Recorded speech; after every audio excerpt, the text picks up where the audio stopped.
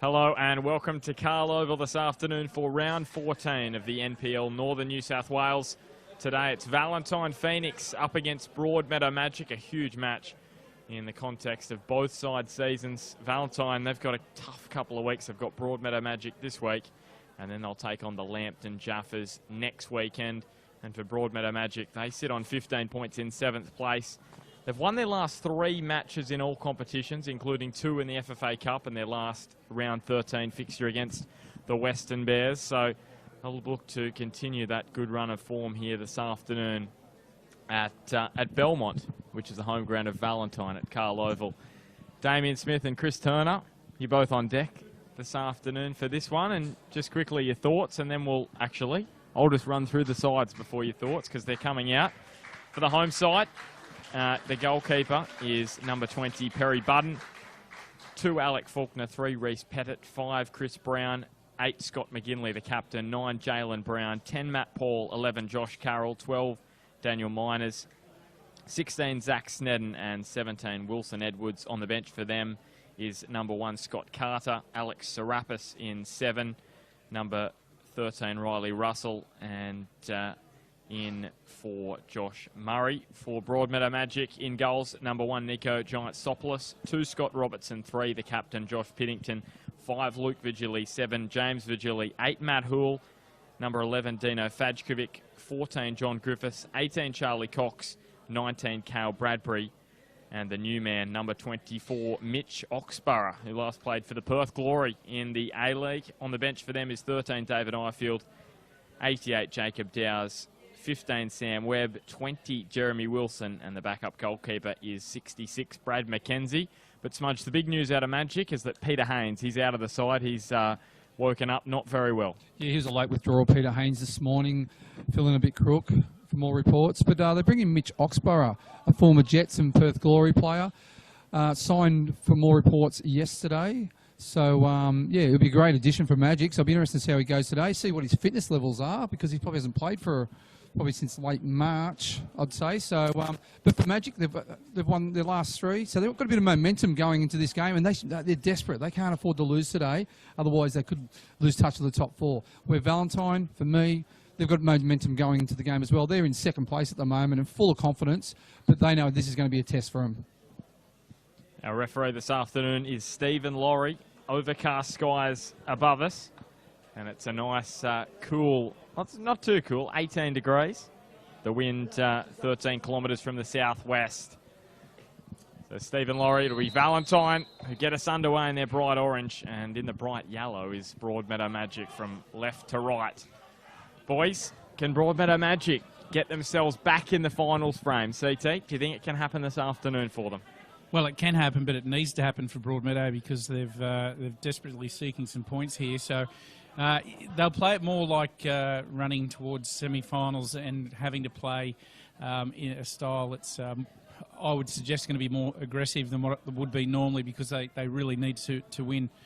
I'm guessing at that point there, that might open the game up on a pitch. To be honest, it's like the middle section where the cricket pitch is. Went out for a walk there before, boys, and it's pretty damp, isn't it? Yeah, I went to put my foot on the cricket pitch, and to be honest, it's just wet. It's just absolutely wet. Yeah, they said there was a massive downpour during the 18s, and then puddles just formed on the pitch. So Alec Faulkner with the throw early for Valentine onto Zach Snedden. Yeah, just for Magic, I noticed Dino Fajkovic has gone out to the left sort of striker role, and Cale Bradbury playing through the centre. Where in previous games, Carl was on the left and Dino was playing through the centre. And Matt Hill's come in for Sonata at right fullback. Sonata got injured during the FFA Cup semi-final, all the round 6 weekend. The real question is, for me, is how well Mitch Oxborough, in just, his 2nd day with the club, how well he connects with the rest of the side. Yeah, it's one of those things, if you come into a new side, which, some players do when they throughout their careers.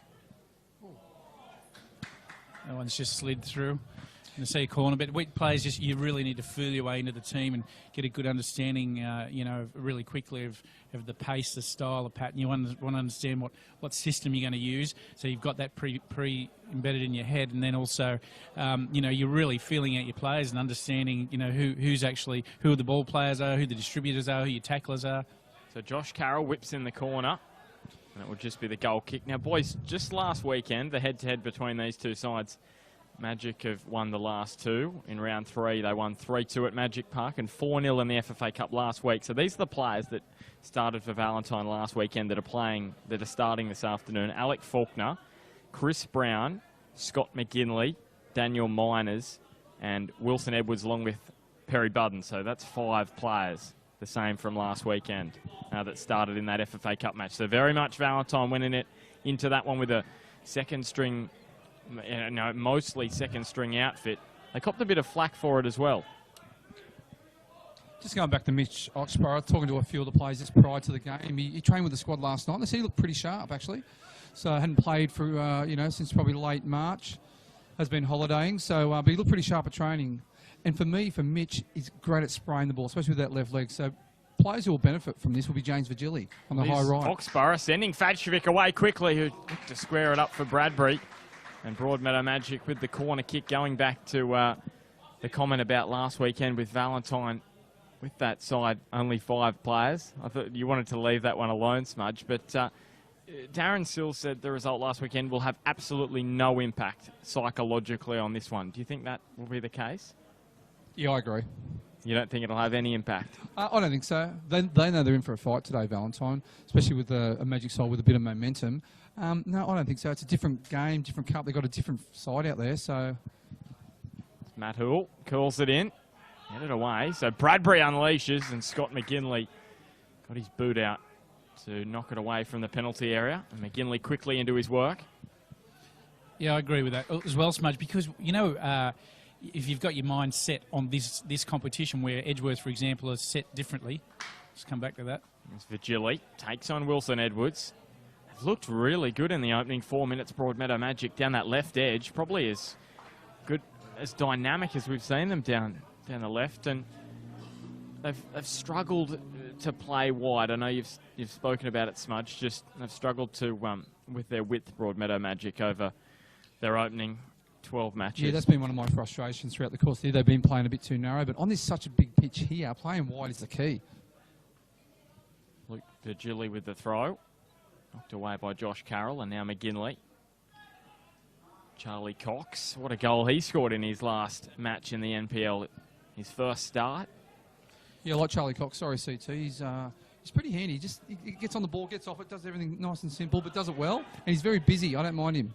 I was going to talk about the size of the pitch here. You know, if you drew a rectangle around where the players are now and said that's the area that you've got to play in plus a little bit, you'd be horrified how small it is. But you watch as the game progresses. The team that comes up with on a pitch this big uses the width, as you were talking about, Smudge. I think we'll have a lot more success, and the key is when your opposition gets the ball, you want to squeeze and tighten things up as best you can. So, for me, Broadmeadow's width early is going to be very important. Well, there's Charlie Cox going wide to Fadjevic again, who is looking infield for Mitch Oxborough. And just on that, I've noticed early on, we've only been going 5 minutes, and they're playing a lot wider, aren't they? Especially going forward. The other thing with this pitch, it's 110 metres long. It's very long. So you've got the pace of Fadjevic and Vigili. So even balls over the top of their left and right fullback, turn them around can cause issues. And vice versa, Valentine going pressing Magic. So Reece Pettit, who was in doubt for this match actually, and he's in the starting side today. They haven't lost here at Carl Oval in 5 matches in 2017. 4 wins and a draw, including their last 3 matches straight in the NPL. Win over Western. 2-1 in the dying moments. Dean Pettit with a wonderful strike. 3-1 over Charlestown, and then a 1-0, a tight win over Lakes. That could prove very important at the end of the season for Valentine. Those tight wins, both against Western and against Lake Macquarie. There's Matt Hoole to Oxborough.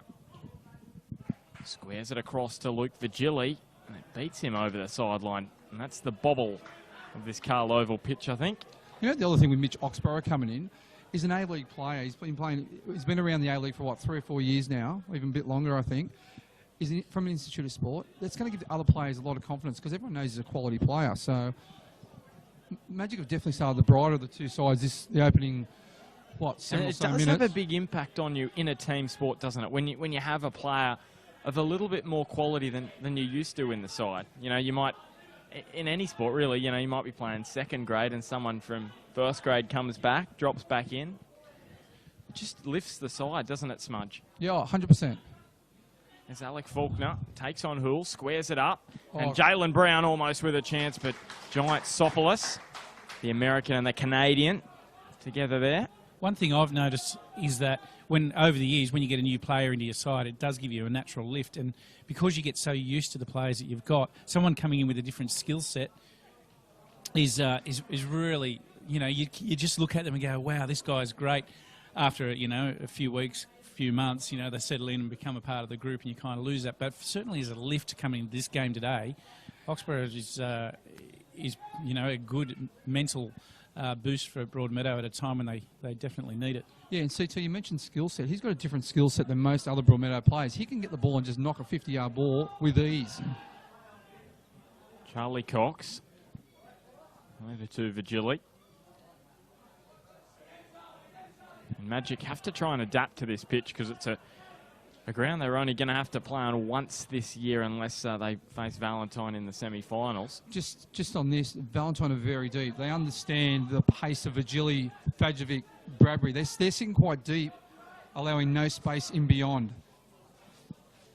And look how wide. Wonder if that's a ploy from Sills. I'll say it would be. And James Vigili's right against the touchline. Yeah, so I like that part. Here's Matt Paul charging through the middle. Mitch Oxborough, actually born in Dagenham in England. Spent his time as a young player in WA, the Western Australian National Training Centre.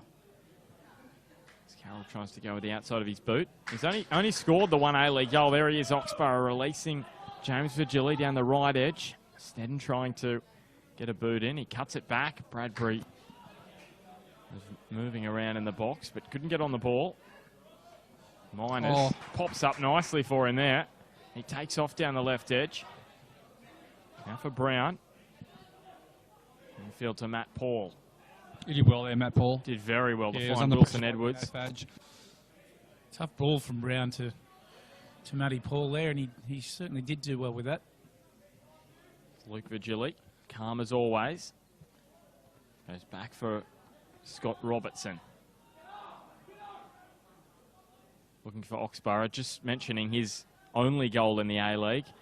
Well, that's a special strike. If you haven't seen it, check it out for Perth Glory against the Wanderers. There's Cale Bradbury.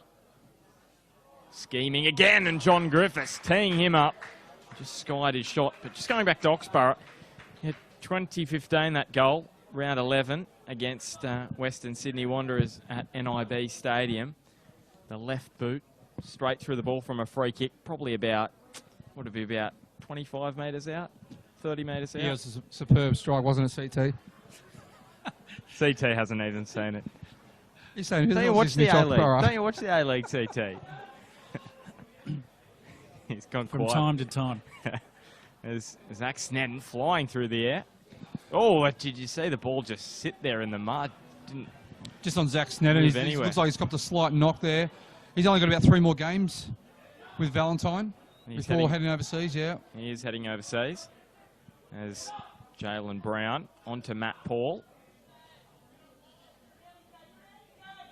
Swerving around a couple, and now Faulkner looking for his countryman. But he's beaten over the sideline. Yeah, Zach Snedden's actually doing a podcast with me. I don't know if you've heard about it, Smudge. It's called Shouts from the Sideline. No, I haven't actually yet. Check it out on Facebook if you... It's really good. Actually, I did listen to that in its entirety whilst in the car, Bart, in my travels, and you're doing a great job there, and as did Zach. And Q as well. Does a great job organising us every week, so we just sort of change it up every week. So I'll be on some weeks, and then Zach will be on, and James, as well. So, yeah. I will give you a wrap here. I was very impressed with the diversity of the sports that you guys covered and the knowledge and the research that you'd put in. And for anyone that's out there that wants to have a listen, well worth it. Local The guys sport, are well researched and they've done a great job. This is Alec Faulkner on to Chris Brown. Back for McGinley. Great ball. And Josh Carroll released down the right-hand edge. He cuts it into the middle, and Scott Robertson just smacks that one over the sideline. Yeah, C10, you can get all my info on the NPL as well there. So what do you talk about? A little bit more info than what we can fit in the show during the week. So yeah, absolutely. And you know, the guys are talking about the EPL, talking about rugby league. They're talking about everything local and also international. So all jokes aside, it's well worth a listen to a group of young guys that are really the future of our broadcasting, and they're doing a terrific job. And so keep it going, Bart. It's good listen. Matt Paul. To flick it over his head. He scored an impressive goal a couple of weeks ago against Charlestown from the edge of the 18-yard box. A volley which looped into the corner. Again, Valentine's quite deep here. There's a lot of room in midfield for Magic. Here's Robertson. Obviously, that's a ploy from Valentine, playing a bit deep, probably just to nullify the front three's pace. Ball's in over the top, I'd say. And here's James Virgili, easily beating Daniel Miners for pace there. Just looking across all the Magic players, John Griffiths, the only man with his shirt tucked in, Smudge. You got any inside shirt info tucked on in that? And pants slightly higher than usual, so I have no idea. No idea. I know he is on 4 yellow cards, so another one for John Griffiths, and he will miss the next match in the NPL with 5 cards. Oxborough. And now down the line. And it will be, would you believe it? Guess who's walked in, Smudge? Into the grandstand. Got Andrew Hull, who's just walked in to watch his brother. Yeah, watch his brother. Signed for the Mariners for the upcoming season. It's Charlie Cox now. Oxborough. That's what Mitch has got. He's got great vision and can knock a beautiful long ball. Ball on a string, doesn't he? Ball on a string, yeah. Sweet left foot. And he played. Not sure how his fitness is at the moment. He played 6 A-League games for the Newcastle Jets, 26 for Perth Glory. There was a bit more movement through the week, Bart. You just mentioned to me Christian Brymora. Yes, if you haven't heard the news, Christian Brymora has signed for Lambton for the next 3 games, I think it is. Until he goes overseas. Till he goes over to Europe for that experience he's going to have over there, which is a great opportunity for the young man. There's McGinley now for Faulkner. And CT, was on the drive over here, was talking to CT about how that all fits into the player points system. And they can fit that in Lambton under the youth player 40% rule. So if they're a youth player, they can play 40% or less matches, and it doesn't count to the PPS. Do you agree with that, boys? Well, the look of surprise on Smudge's face sums all of that up, so he can't believe it. I asked you twice what that means. So, no, you asked me about 4 times. For clarity, 8 games or less as we're working, I think, is about the number we've got for the rest of the year. But he's only going to play 3, I think. So okay. Until he goes overseas. But he's allowed 40%, isn't he? Yep. And just on Mitch Oxborough, he's come from the A-League, so he's 0 points. But he's on an injury waiver for Jaden Barber because he's out for the season. I didn't actually know that rule. A-League 0 points. Well, that's what my mate Robert Virgili told me, so... Gee. We might that see if seems, we can get clarify that. Robert Virgili in a minute and just clarify that, Smudge. In fact, he's going to do that now. And if you just heard the microphone bang, he's just dropped it on his way as well. Damien Smith is dead set all over the shop at the moment. How many beers? He's had a few beers, I think. Scott Robertson. So, 15, 16 and a bit minutes gone here at Carl Oval. Match yet to reach any great heights. John Griffiths, you'd probably say, with the best of the chances that he blazed over from close range. Smudge, you've got your info. You just duck down. Well, he's minimal points, I was told. Minimal, okay. Because he's come directly from the A-League. It's So less, it's sort of promoting guys from top divisions to... to come down and play NPL. Okay. There's Bradbury. Oh. Bradbury went the wrong way there, I thought. Here's Matt Hoole. Now to Vigili. He takes on Alec Faulkner. And, well, he gets the ball in, James Vigili, but it was well defended by Zach Snedden to knock it away. Matt Hoole curling it in, and Snedden just knocks it over the sideline. Well, a good point here is for Vigili. Each time he's had the ball, he's either got it across or gone very close to it. So Valentine, I need to keep a close eye on him today because he's for me, someone that can really do some damage. There's On Oxborough. a big pitch. He's looking infield. And here is Matt Hoole now. Back to find Piddington. Now Griffiths.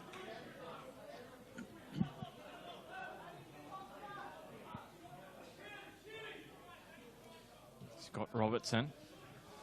Just want to give a shout out to Peter Haynes, the Magic Strike. He's at home in bed. He just gave us a text and he's watching on Bar TV saying it's great listening and viewing.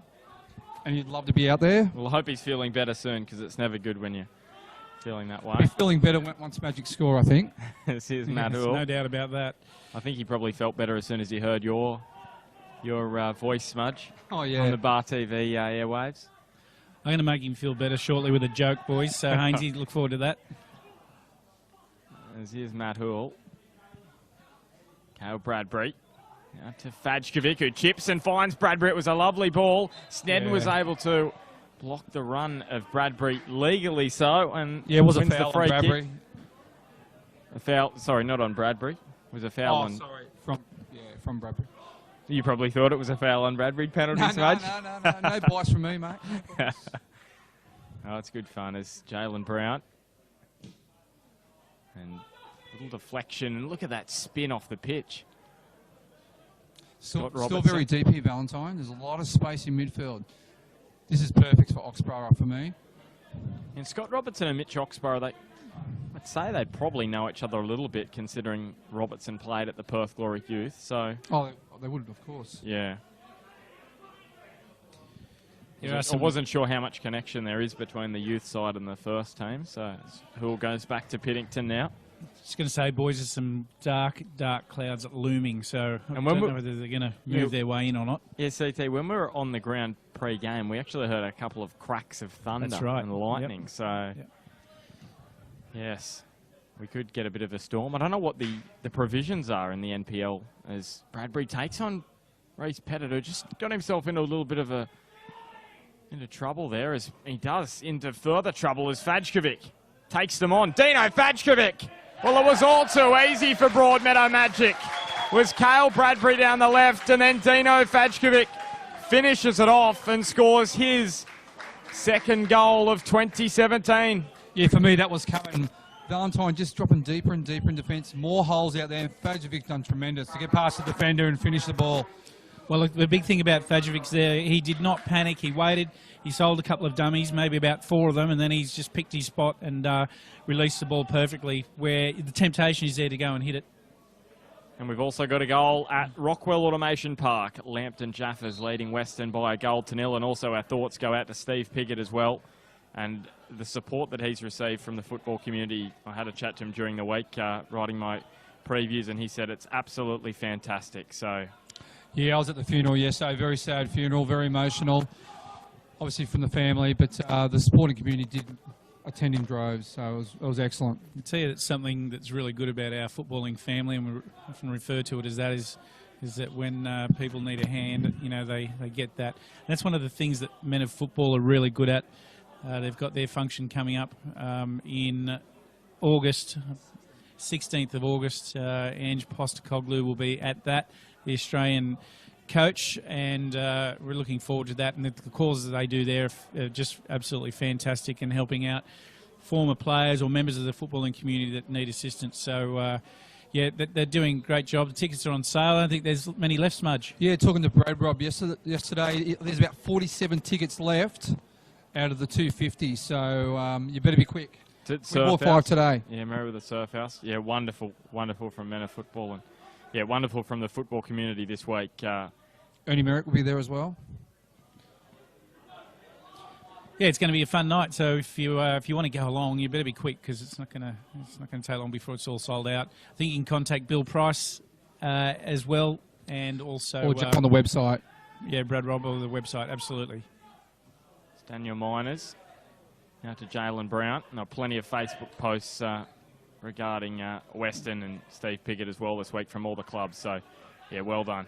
Big thumbs up to everyone this week as John Griffiths chips over the top for Bradbury. Zach Snedden and Bradbury going toe-to-toe, but I'd say that Snedden has won the race down to the corner and wins the free kick, which Cale Bradbury isn't best pleased with. Now, boys, this one's for Hainsey because he's feeling a bit crook. Maybe cheer him up a little bit. But since the midweek shows, Smudge has given my jokes a bit of a pounding. I don't know if you've seen They've been awful, mate. They've been awful. However, there's been a bit of a revolution here because I've had my new mate, Haim, who's sending me jokes. So now I've actually got a provider of jokes. And he said...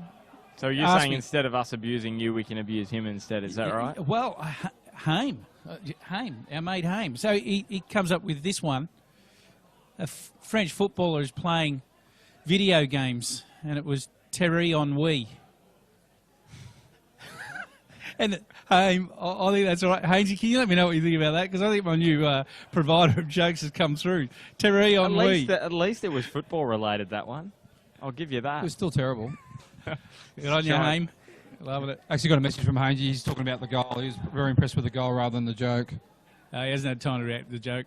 Just let me know what you think. Don't send it to Smudge because he'll doctor it. Anyway, back to the game. John Griffiths, Charlie Cox now. But really, apart from the goal, no chances of note apart from that goal, I'd say. Would you agree, boys? I agree. But I think Magic's sort of just on top. Well, Johnny Griffiths had that attempt that I'm sure down there that he blazed over the bar, but I'm sure he wouldn't mind having another crack at that. Outside the box and ball rolling. But, yeah, you're right. There hasn't been a whole lot at this point. If you look at possession, Magic's probably just shading Valentine at the moment on possession-wise. And probably balls round in around the box. Long way to go still. I'm just diving in there, Griffiths. And here's Mitch Oxborough with acres of space down the middle of Carl Oval. He threads it through. Vajkovic for his second. Zach Snedden saves the day for Valentine momentarily maybe because Oxborough takes on the shot but blazes over. I was just having a look at online. Bar TV are actually streaming the Canberra, the ACT playoff for the FFA Cup. Tuggeranong are up against Canberra Olympic. It's half-time and Canberra Olympic are up 1-0. Canberra actually made it through to the semi-finals of the FFA Cup last year where they were beaten by Sydney FC. So an interesting match. Plays for them. Yeah, an interesting match to look out for, that one.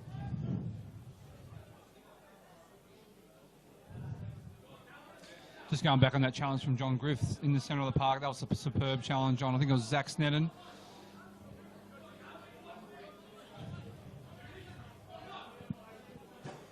There's Snedden. Chips it down the line for Faulkner. Mentioned him and Jalen Brown, both from Virginia. He was the first one to arrive and then told his mate he should come to Australia as well as Bradbury to Vigili. Look at this pace from James Vigili. Has he got a clip? Stephen Laurie believes so. And it's a yellow card for Zach Snedden as well. For me, it looked like Zach Snedden tried to check him, but virtually missed him on the check. I'd agree with that. I think Zach intentionally went to check him, but missed him. So I think that constitutes a penalty. Yeah. The other thing for Vigili there is he could be in a position to milk a little bit, but he didn't. And that's really good experience because he holds his ground. If he half milks it in that situation, then potentially it's not going to be given. He did absolutely everything right there, and up to the spot he goes. So in comes Vigili, straight down the middle from James Vigili, and Broadmeadow quickly out to a 2-0 advantage. Quicker than they were last weekend. James Vigili now with 5 in 2017. Yeah, one thing I've been impressed with Broadmeadow is their intensity in closing down. That's where they're winning the ball and being able to release Bradbury and Vigili. And obviously Ruben's pretty happy on the sideline. 16 goals in the regular season last year, so he's a fair way off that at this point, James Vigili. But Valentine That's 6 goals now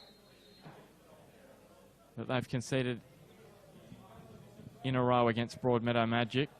4 last weekend and 2 now this afternoon, and it could get worse if Oxborough had found Bradbury there.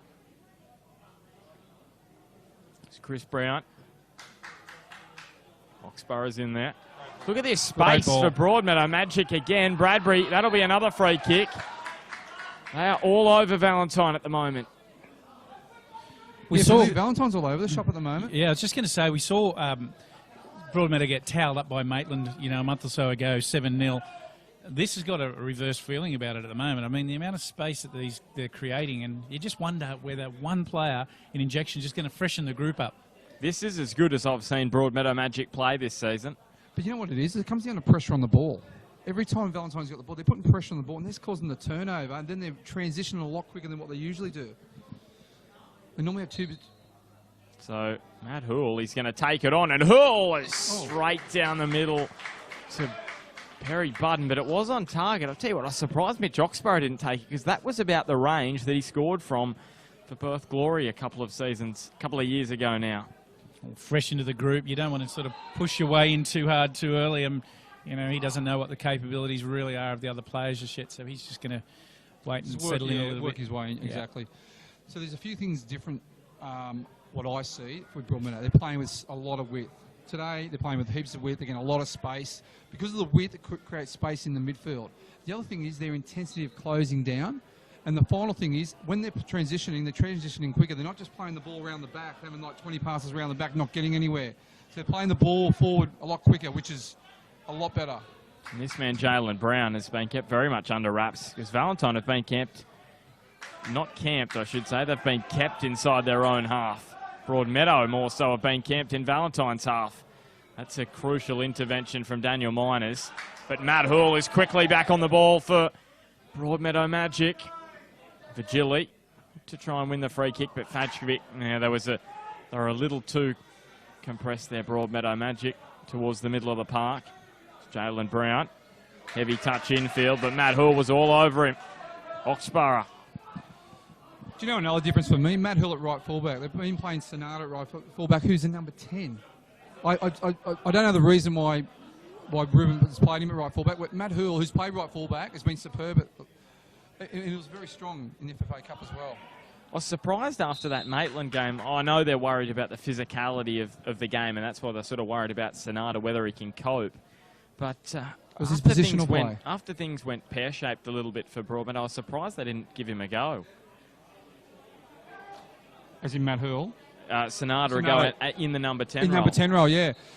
Talking to players, I reckon he's brilliant at training. Josh Carroll towards the back post. Snedden is there and straight to Giant Sopolis. Not much power on it, but technically he is very good. He's brilliant. Probably as good as Moriyasu from what we've heard. Yeah, very good, especially in those small-sided games. That's why as a number 10 he does very well. But as a right fullback, it's not his natural positions. And he was getting out of position quite, and his body shape wasn't, the best at defending. So I think it's a great addition to bring Matt Hurl in at right fullback. As Josh Carroll gets in front of Robertson, who was able just to muscle him off the ball and knock it over the sideline. Because to be honest, Magic have conceded, 23 goals, which is a fair bit. That's over 2 a game, or just on 2 a game. Meaning they need to score 3 goals every game to win, in essence. They managed it last time against Valentine. Well, they've managed it the last 2 occasions against Valentine. 4-0 and 3-2. They were beaten by Valentine in Valentine's home match last year at Johnson Park at West Wallsend. And Jalen Brown's kicked the ball away, and the Magic fans aren't going to let him get away with that. Stephen Laurie just gives him a warning. The other big loss for Valentine, I know Perry Budden is a very good keeper, but Scott Carter, same thing last year with Adamstown. I think it's this thigh issue that he has at times. He's on the bench this afternoon. Yeah, he played 20s today, which is good. Yeah, so coming back slowly, Scott Carter, as Vigili burns past Alec Faulkner, who he believed gave him a bit of a tug, but Stephen Laurie didn't believe that was the case, as Mitch Oxborough Now McGinley, the captain. To me, it did look like a tug on Virgili, but see, he's playing with some width, so he's getting space here there. It's Jalen Brown and Matt Hoole with the tackle, and the throw will go Valentine's way. Much to the displeasure of the Magic fans. There's probably more Magic fans here up in the grandstand, I don't know, below, than Valentine fans, I'd say. It's packed Yeah, I out. tend to agree with Seems like that. Jalen Brown has been a real key, obviously, for Valentine this year, but I'm just impressed with the back four and how they've dealt with him and shuffled him along the line, where they've had to been close to him at the right times and made crucial tackles, as they did just then. Again, that time it was Hoole. So a key for them is just to keep him under wraps. The other thing is, I spoke to Darren Sills yesterday, and he was saying he really likes the combination that's developed between McGinley and Matt Paul. So it'll be interesting to see how those two, as the game progresses, how they combine up. Of course, Matt Paul only came to Valentine halfway through last season in the transfer window after playing at Adamstown. And here's Luke Virgili. I don't know if he's quite got the pace to beat Snedden. Maybe he'll prove me wrong, Luke Virgili. He takes on Snedden. He cuts it in towards the middle, and it'll just be a little heavy. This field's 110 metres long. He's running 95 metres there. He looked to be struggling at the start, but then he picked up pace. You probably know more than me, Smudge. Is he better over longer distance, Luke Virgili? Yeah, I think so. He's got those long legs. Well, his But he's speed running was through the mud as well. He's running. it was surprisingly quick, wasn't he? It's McGinley. Yeah, it was. You're probably right. It probably was the mud. Makes you look like you're running on a treadmill. Because, yeah, once he got through the mud, he was off. Reese Pettit. Now to Edwards. This is better from Valentine. Chris Brown back to Edwards. Maybe attempting on goal. Giant Soplos was a little out of his box, out of his 6-yard box. There's Virgili now. Back for Griffiths. Under pressure, Piddington from two Valentine men, but knocked away. Charlie Cox to Virgili, who's been giving Alec Faulkner some nightmares thus far this afternoon. And Jalen Brown is going to be a little too heavy, even on the pitch here at Carl Oval. It's pretty much a polar opposite to what these two sides played on in the FFA Cup, isn't it, this pitch? You probably couldn't get much more of an opposite pitch. Synthetic versus, in essence, a rugby league field.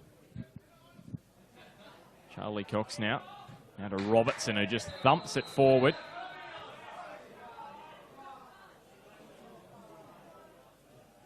I thought he had every right to go for that ball. That's been collected late. Sort of looked away. Robertson getting cleaned up. Yeah, collected him just slightly late, but he had every chance to go for the ball. Just over 10 minutes to go before half-time, CT. What have Valentine got to do here? Would you say try and push on for a goal? I think what they've got to do, first of all, is understand that Broadmeadow are attacking them well at speed and with width. So what they've got to do, first of all, from front to back, is concentrate on shutting them down quicker than what they have been. They've got to also make sure they're very secure through the middle and the back. And by that, this 3 and 4 metres is between them. Shut it down to 1 or less when they're in Broadmeadow are in attacking positions. That's the big key for me. Chris Brown goes back to find Matt Paul. They've probably been better the last 5 or so minutes, Valentine. Created a few more half chances up in the box as Brown rises. Matt Hoole did well to block him off there. Even there, Matt Hoole, right fullback, just jumped and nudged Jalen Brown just to put him off. We've got a goal at Lambton, and then I'll go to UCT, 2-0. The Jaffers, sorry, a goal at, yes, it is at Lambton, sorry. I said Rockwell Automation Park before. It is at Arthur Eden Oval. Lambton leading 2-0. And Svadcevic finds Oxbar, who curls it to Bradbury. And it is, that is great. He's offside. Hold on a second. Offside against Kyle Bradbury. That's Oxenborough's. That is quality ball. He just absolutely picked him out, didn't he?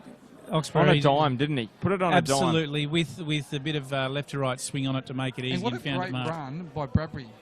He checks out and comes back stick. And CT, you were onto something just before that chance for Broadmeadow Magic. Text from Peter Haynes saying that he enjoyed the joke, but the Goals from Magic are making him smile a lot more. There's Mitch Oxborough. And why wouldn't they? I missed that. What was that, CT? Hainsey said he enjoyed the joke, but he said the goals are making him smile a lot more. And why wouldn't they be? They've really taken charge of the game, Broadmeadow. Matt Paul. He's dispossessed and then gives away the free kick. I'll tell you what, Oxborough's been out of the game for a little bit. He's been impressive for me in the first half. And here we go. He's going to take this free kick. Gives the thumbs up to his coach, Ruben Zadkovic, who would be pretty pleased with this start from Broadmeadow. And this one being swung with the left foot's going to have left to right spin on it. Just need a touch towards goal. There it is, Oxborough. Piddington was there, as was Bradbury. What a beautiful ball in, wasn't it? Well, right behind Perfect. that, just glided in, just away from the keeper. Just dip when it had to. You see a lot of players under-hit it and doesn't get past the first line, so doesn't give an opportunity, but he's put the right trajectory on that and put it where it had to go. And that's John Griffiths for me as well has been superb this first half. And that's the speed really of the pitch, a lot slower, and it took an age to get up towards Daniel Miners, and he was just too quick, John Griffiths. This is where I find Valentine a bit too slow in transition here, and it's enabling Magic to set. Oh, he's through. Just offside. Oh, McGinley. That's not a bad finish, is it? He's just offside. Wow, what a finish. Would he have taken that first time if he wasn't offside? Because he was running on goal. So he might have taken that on. So obviously he's seen the flag go out of the corner of his eyes. He's just hit it. What a strike. So 6.5 to go in the first half at Carl Oval. Broadmeadow Magic have raced out of the blocks with 2 goals. James Virgili from the penalty spot. He scored the second goal, the most recent. The first goal, Dino Fajkovic. An impressive scoreboard they've got over on the far side of the field there. It's well lit, very clear for the spectators. Exactly. Very nice scoreboard they've got here at Carl Oval for the Phoenix. I didn't notice one at the regional facility last week. Did you boys see one there, Smudge? Did you notice one? No, not at all. No scoreboard, no. That's the first time I've been there, CT, since it's open. The other thing is they've got the nets around the ground as well, which is interesting because I didn't see any ball boys, so maybe the nets cover that one off. No, there were ball boys there, mate. Were there? Yeah. Not on the Saturday. But anyway, I think that's because of the nets. So they say the players can get the balls. Is that right, CT? Oh, I think it just bounces pretty much back, like, to the sideline. So you effectively really don't need any, to be honest. Yep. It's not like here, if something goes out, you'll be waiting for 10 minutes to get it back. Well, based on what almost happened to you and I in that, I think it was the Edgeworth Lambton game, we almost got a ball in the head, CT, if the nets weren't there, so we were saved. Yeah, that's right. Imagine a ball boy standing there. Yeah. Bang. Could have got cleaned up. Matt Paul. But yeah, scoreboard probably would have been good. This one is impressive. It's easy for us, isn't it? We've got the Bar TV scoreboard, and it's showing that Broadmeadow here today are up by 2-0 inside the final 5 minutes. You know what, this final 5 minutes is a key for both sides. If Valentine can get a goal in before half-time, they'll get momentum going into half-time. But if Magic can go with a 2-0 lead, they'll be very confident in finishing the game in the second half. Yeah, and you kind of half feel that if they get another one and it goes to 3, then the second half could really open up for them. Here's the throw from Carroll, the long throw. And, Oh. well, you wouldn't believe it. I almost had a moment of deja vu there. That was exactly the same thing that happened for Dean Pettit's winner against Western. Was knocked on by a Valentine player towards Pettit, who was where Jalen Brown was. I thought it was going to, Lightning was going to strike twice. Zach Snedden under pressure from Virgili. Yeah, well, good pressure for Virgili. Now to Brown. Got a good question for you boys, but we'll just wait for Daniel Miners. We have seen what he can do from distance already this season. That goal against Maitland. Jalen Brown is in space. Jalen Brown taps it home, and that's exactly what the Phoenix needed right before half-time, and it's 2-1. Just prior to that run, Jalen Brown checked out, came inside Matthew Hurl for the header, didn't connect cleanly enough, it bounced for him, and well finished because he had to maintain his balance and finished it very well. Yeah, and it got away from him a little bit, but he had enough nous to stay on his feet and just poke it away. He's a very good player, this Jalen Brown. Yeah, my question was regarding as Magic get us back underway. A goal right before half-time, you know, if you were given the chance to pick when you scored the goal, you know, you were going to score right before half-time or right after half-time. Would you prefer after half-time just because there's, you know, you can go on with that momentum? Yeah, I don't really like the question, Bart, actually. I do. I think it's a great question. I think, for me, Bart, you get one just before half-time like they've done there. They're going to go in pumped up. Gives the coach, Darren Sills, is going to have the opportunity to use that energy and that momentum in his favour to keep them rolling when they come out and reinforce why they got that goal back. Griffiths over the top for James Virgili. It is going to sit here in the turf, and Perry Budden did tremendously well there. Now Virgili, Griffiths on a bump for his worries as well. Yeah, my answer would be, I'd say, just after half-time, because then you only got 40-odd minutes to defend them. In terms of Valentine's situation, so you're down. You're still down. Oh, great ball. As Chris Brown. Yeah, but if you equalise after half-time, Magic will be deflated. Yeah, I guess there's a few ways to look at it, but yeah. I mean, if you go 2-1 like we are now, they've got, you know, they've got more time in the second half to yeah, Bradbury's offside to get a victory. I've liked the way John Griffiths has gone about the first half. He's been superb for me. We've talked about Oxborough, but he's been really solid. His touch has been good. Hasn't really given the ball away too much. Yeah, he's intercepted the ball so many times, but also he's just pressure on the ball, causing turnovers.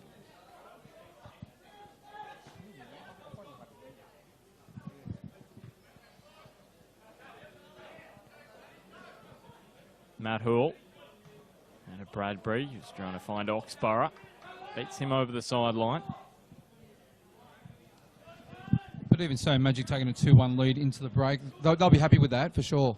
Tough ground to play on. It was the same scoreline last time these two sides met at the break as it is now. It was 2-1 to Broadmeadow. They scored right on the stroke of half-time through John Griffiths, the man we've been praising, or you've been praising, CT and Smudge. Yeah, you're right about they'll be happy to go in 2-1 up. However, they probably feel like they could be a couple more, to be honest. And that you don't sort of want to play on that in your mind. You go, okay, we're in front of the game, and what's worked well for us, because they have done really well. Oh, well played. In their possession, their positioning, their pressing, and their ability to get balls through behind the Valentine defence has been really good. Bradbury, in particular, has been good. Virgili's got behind. So I think that they've really got themselves, you know, in a good position in this game. They just don't want to give it away with another goal against. So I feel like there probably should be another one in front at the moment, but that's not what Jalen Brown was thinking. Matt Hoole lumps it forward. Oxborough gets his boot to it. It's going to the sky, and McGinley is trying to out-muscle him. Charlie Cox. And Matt Hoole and Daniel Miners come together. I thought there was going to be something sinister there. Again, good width from Virgili. And Virgili's chipped it straight into Perry Budden. So we are into stoppage time now in the first half. Oh. Magic quickly out to a 2-goal lead in the opening part of the first half, the opening half of the first half, and then Magic with Valentine, I should say, with a goal right before the break. Jalen Brown.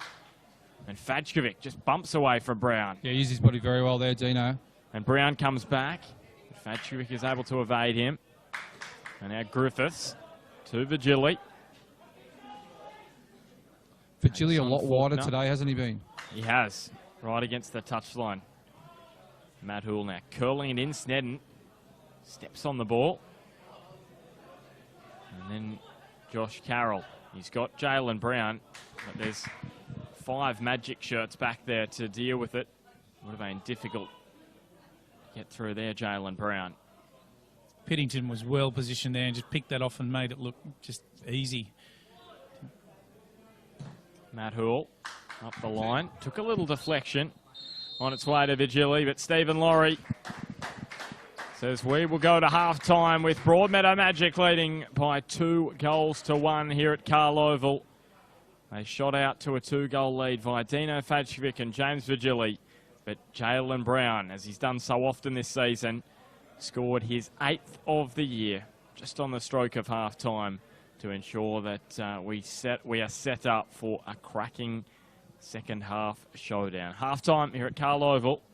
It's Valentine Phoenix 1, Broadmeadow Magic 2. Your thoughts, CT, on the first half? Broadmeadow is going to go in. They go in at 2-1 up, probably feeling like there could be another one for mine anyway. But what they've done well is they've pressed very well all over the park, as Smudge mentioned earlier. They've played with a lot of width on a big park. They've kept possession pretty well, and they've got in behind Fadjikovic. We've seen, in fact, their whole front line, and I've liked the way Vigili's been in the game. He's been a real key for me as well. Midfield's been good, and they've just been in good shape generally, and I think that they will go in fairly happy being 2-1 up. Oh, I totally agree, CT. I think this is the best I've seen Magic play in quite a number of weeks. They look really well balanced all through. They're playing with width. They're putting pressure in the centre of the park. Their midfield, their transition is a lot quicker. They're not playing the ball around the back, having 20 passes around the back. They're getting the ball forward to Vigili, Fadjovic, Bradbury nice and early, and they're looking dangerous. And just on that point, that's something that's different today. For you? Yes, well, agree. They've played a lot more in the back line, and today they've been playing with a bit more purpose forward. Agree. But for Valentine, they've got to go back line into half-time, and we're going to keep Bart awake here. But, yeah, Valentine will take confidence, going just only 1-0 down at half-time. Bart, wake up. All right, boys. We need to have a break. We'll be back in probably 5 minutes now. You probably talked for about 5 minutes. We'll be back for the second half. It's Broadmeadow Magic leading here by 2-1.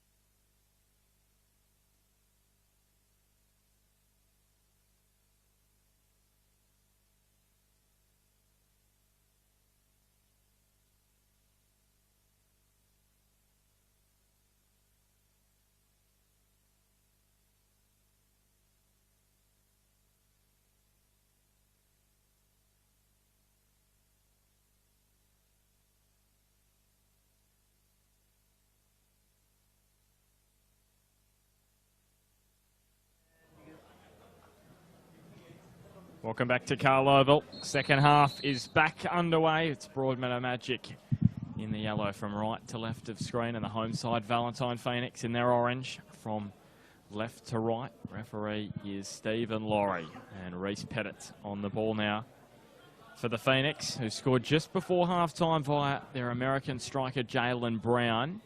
We're just trying to work out who has been brought off here for Valentine Phoenix. Riley Russell has headed back out there.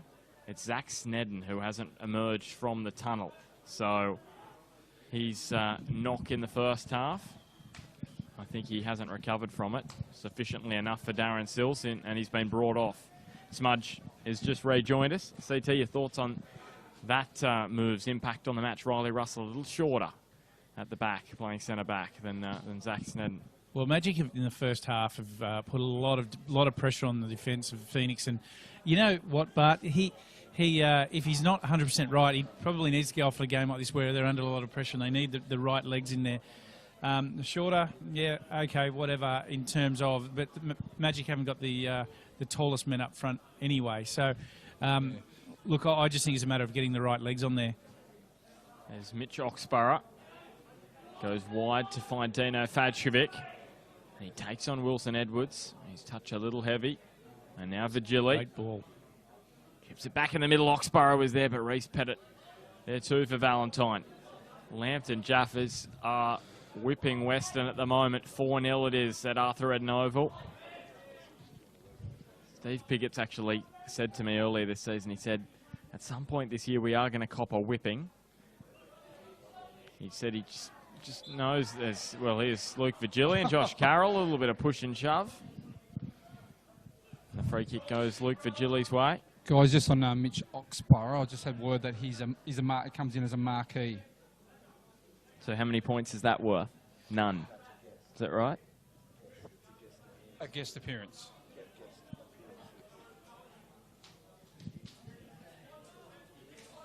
I'm just not going to reveal any more about Mitch Oxborough because we've heard that he's a marquee. We've also heard that he's an injury replacement player. We've heard that normally he's a former A-League player. But normally I'm on the money, but today I'm slightly confused. Oh, so I'm totally confused. He's been about 4 different things. So, yeah, don't take anything about what we're saying about Mitch Oxborough. I'm not quite sure what he is coming into the Magic PPS as. We do know that Christian Brian Mora, who's gone to Lambton, is as a youth player. Great challenge by Reese Pettit. There's Jalen Brown across to Chris Brown. It looks like the rain may just be coming across the fields on the far side. Matt Paul, and I can feel the cold air coming towards the CT. It's gone down a couple of degrees, I think, as Wilson Edwards chips it forward. Oh. Brown got bumped to ground, and then Alec Faulkner was almost in on goal. And Chris Brown's had a bit to say. He had a good view of that, and he didn't like it from his angle. Darren Sills was actually talking to referee Stephen Laurie before they went back out onto the park, the players. So be interested to know what he said there to Stephen Laurie before kick-off. What I like about Jalen Brown, even in that phase just then, the way he used his body to just defend the ball. Here comes the rain, boys. And we're going to... I'll tell you what, I'm loving being under this shelter. It is coming down pretty heavily now. We just mentioned, Bart, they've got a couple of degrees cooler in a hurry, and in it comes. The front section of the crowd moves back. It probably sounded a little worse than what it was on this roof here at Carl Oval, the rain. But it is coming down pretty heavily now, regardless of the sound it's making, is Reese Pettit.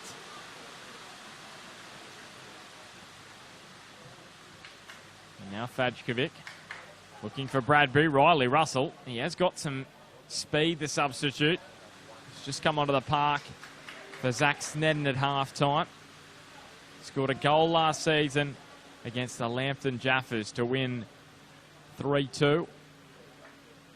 Well, we know how quick Bradbury is, and he's just absolutely gone with him. And we spoke about the substitution of Snedden. You know, would he have been able to do that? And there's an opportunity for Broadmeadow again. So, a very wise substitution from Sills. There's Matt Hoole. Now to Bradbury. Thought he was going to play a 1-2 with Hoole there, but decided he'd hang on to it instead. And Alec Faulkner turns and goes straight to Matt Hoole. John Griffiths.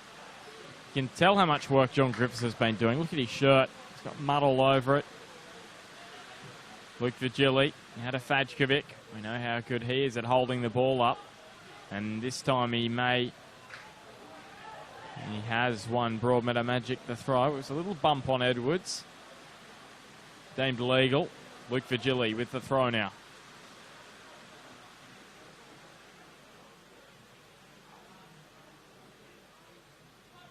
Goes long looking for Fajkovic. McGinley.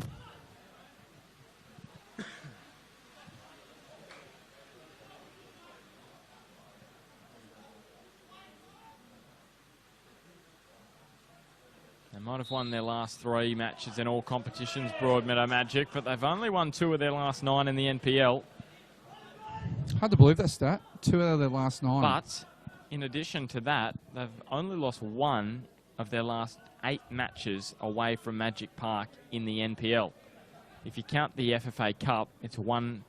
They've only lost 1 of their last 11 away from Magic Park. So that's where they've been most poor this season, Broadmeadow Magic. They've played 6 at home and they've won just 4. They've won just 2 of those. 4 losses. Jalen Brown takes them on. Oh. Blazes a shot just wide. You know, what a strike. Yeah, what a strike. But if you're Jalen Brown, you had Pitto one-on-one on the 18-yard box, and he was going with momentum and pace. Yeah. So he could have taken Pitto on there. Could have. Nice strike. Fancied himself with a hit, and didn't he give that a good whack? The thing about Jalen Brown, he's very direct as well. That's what I like about a striker. Someone who's direct, going straight at goal, always looking dangerous. I remember good old mate Scott Maguire, who played with you, Damien. He was very much like that. He didn't want to worry too much about the detail, just get the thing in the back of the net and did it often. He actually scored the opening goal in the 2003 Grand Final in Northern New South Wales. Scott Maguire in the 2nd minute. As Vigili with some space. Vigili puts it wide. That was a crucial moment. Mark that one down. Vigili down the right edge, and he just couldn't keep it on target. Just on the ball, and the touch by Vigili in his path was absolutely superb. Yeah. However, just couldn't finish off. And the pressure by, who was the defender, sorry, for Valentine? That was great pressure on Vigili, just to put him off balance when he went for the shot. But just back to Scott Maguire, 2003 Grand Final it was, Smudge. That was your first Grand Final. Yeah, lost to Edgeworth. Robert Vigili was coaching Edgeworth in golden goal. Chris Berlin scored the goal. But going back on Scott Maguire, I remember once we were playing Hamilton Olympic, and he had a bit of a dodgy hamstring. He said, give me 20 minutes, I'll score a goal and substitute me. That's exactly what happened. Scores the goal, and I substitute him after about 30.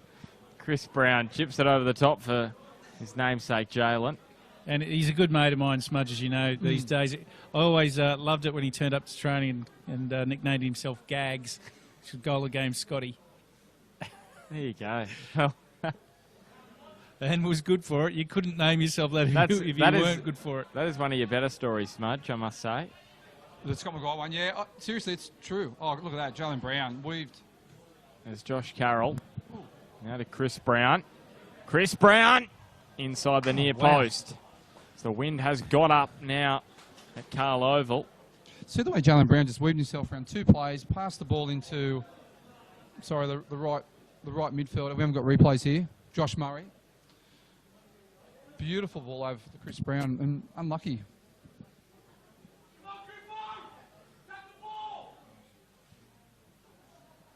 So Ruben Zadkovic, we might come back to what he yelled out there as this one curled in. Giantsopoulos with the punch.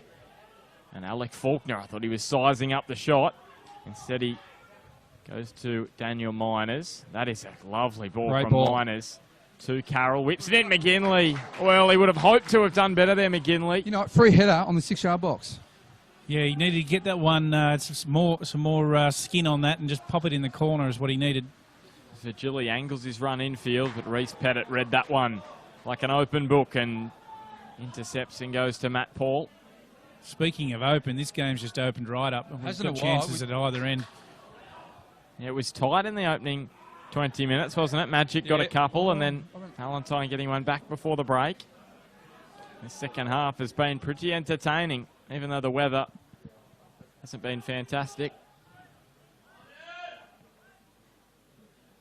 It means CT only 12.9 kilometres of visibility, unlike the usual 14 or 15 we usually get.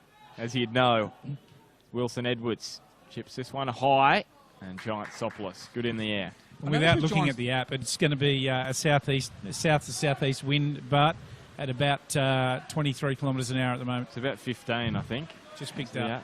Yeah, I'd say probably right as Vigili burning past defender after defender, and now he's lying as the rain falls again steadily. Daniel Miners. CT, this game has just really opened up compared to the first half. It was a little bit open, but part of the reason why is both defences have dropped off really deep. Well, I was just going to say when the ball was down in Magic's top end, when they were on goals, how deep Josh Peddington was sitting. He was well in his second half. Sorry, well into his own half. And Vigili, can he finish it this time? Comes to Button. Vigili makes no mistake. It's 2 for the afternoon. And Magic are now out by 2. And that's a mixed Oxborough special. Gets the ball on a dime, knocks it over for Vigili. Like we said before, there's a lot of space in behind for Vigili. Bradbury, Dino Fraser to run onto. Great ball by mixed Oxborough. And he's a massive addition to Magic. Yeah, totally agree on that ball into the box. But just look at the skill of Vigili there. Bring it down in his stride and his composure when he's half off balance, straighten himself back up and slotted it home. Gee, he looked very, very effective. And just on that, Magic needed that goal because Valentine had just slowly crawled their way back, started having a few half chances. And that could be a hammer blow, that one. Getting back out to a 2-goal advantage. James Vigili all of a sudden. He's scoring goals for Broadmeadow Magic. 2 against Coff City in the FFA Cup on Monday, as Chris Brown just caught offside. And now 2 again this afternoon, and Chris Brown is going to get a yellow card for his abuse directed towards the linesman. Don't forget, guys, we've got our Premier Sports Player of the Day to keep our eye on for the Man of the Match, and also our Premier Sports Man of the Match. Sorry about that, and our Player of the Day, care of Harry Snitties. Smudge, your favourite, Snitty? Yeah, the famous minus the cucumber, mate, with sweet chilli. Yep, you get down there pretty much every week by the sound of things, which is good. Yeah, they've got stores at the junction, which I normally go to, which is across the road from my place. Yeah, Marketown and Jesmond, Yep, it's all good. We love Harry H and his Snitties. And just checking in at the other grounds. So we've got Lambton, Jaffers and Western, and it is 4-0 to the Jaffers, dominating there at Arthur Eden Oval.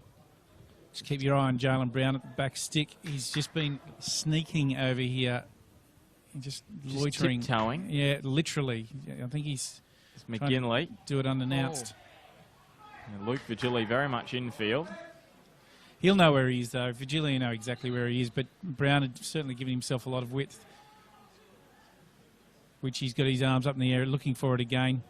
Miners knows he's there. Yeah, Miners steps away from Oxborough and then angles the pass in towards Jalen Brown, but Luke Vigili read that one nicely for Broadmeadow, but the pass wasn't up to standard for him. You know, for the younger players are going to watch, have a look at Vigili there. His body angle, he knew Brown was coming in and was going to give him a thump. He just angled his body, anchored himself well, and then braced for the impact, but then was also to get the ball away. Nice ball by Oxborough again. Vigili takes on Russell. He burns past him, but Russell is able to get the boot out. It will be a Magic corner, but they've got to be careful of James Vigili down that right edge, or he could do some further damage this afternoon and end the hopes of Valentine. The other thing, who does Valentine play next week? Lambton Jaffers. So you boys, you boys were riding off Magic last week or a few weeks ago. What's that look for, CT? Here we go. But are you believing what you're hearing here? I'm not at all. We have not written off Magic. Sorry, We've just said it's going to be very difficult, Smudge. You're the one that's getting a bit emotional about it. Anyway, your point. Oxborough calls. He's finally trying to get one back into CT. Yeah, I think so. There's Matt Hoole. Boys, who did you tip for today's game?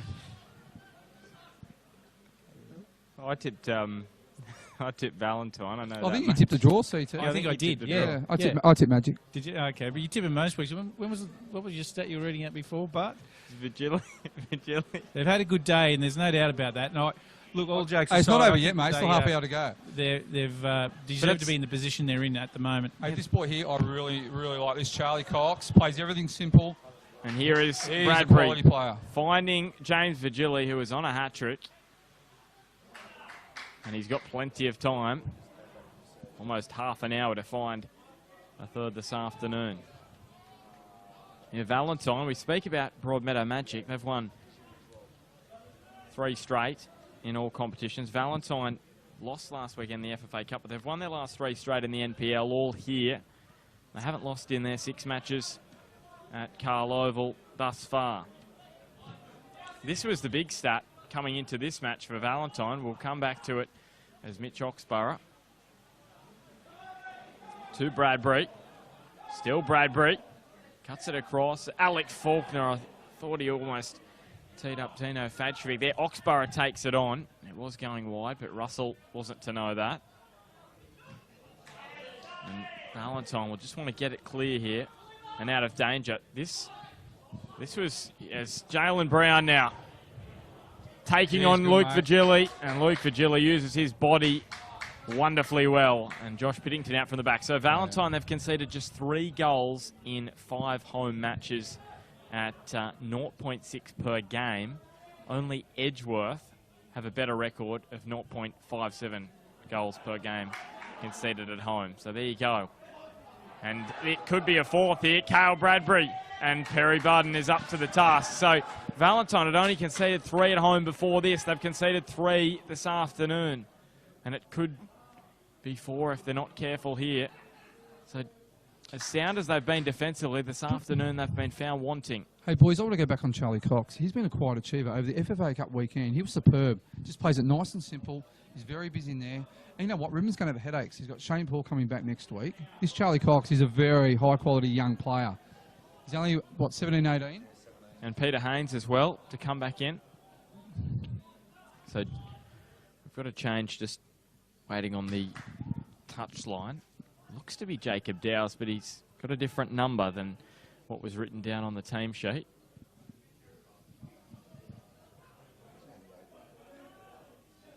There's James Vigili into the middle and head it with the header over the sideline. Just want to give a big shout out to Harry from Harry Schnitzels. He's just nursing his cork thigh or cork calf from the big game today in All Age. Watching Bar TV at home.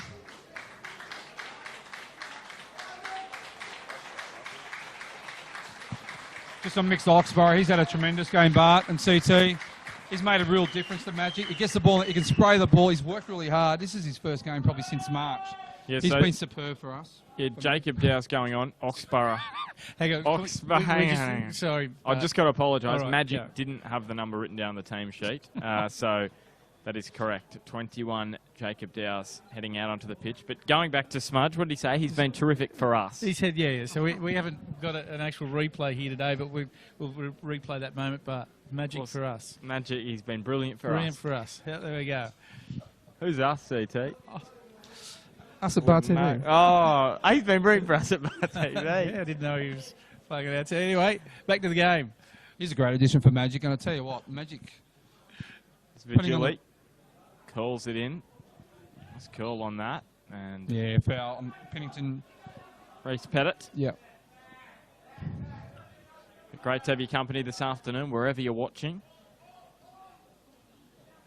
Valentine got themselves back into the game just before the break, but Magic in the second half.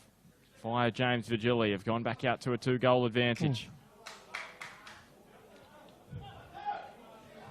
Oh. Just the confidence Valentine had after returning has seemed to have been eroded, and Jacob Dowes, it may curl in. Oh. It just nicks the post. It was going wide, and then it hit a clump and started curling back in towards goal. For full credit, the keeper, Perry Button.